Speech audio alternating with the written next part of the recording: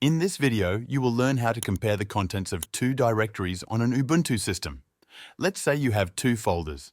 You want to know what files are the same, what files are missing, or what files are different between them. The easiest tool for this is the diff command. Open your terminal.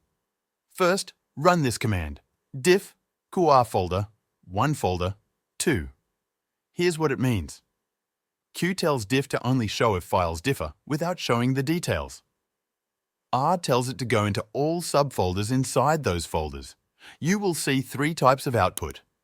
If a file only exists in one folder, it will say only in folder 1 or only in folder 2.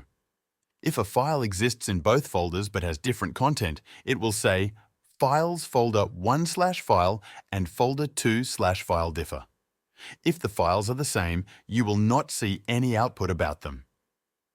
If you want to see exactly what's different inside the files, remove the Q option, diff R folder 1 folder 2 now. It will show you line by line what has changed.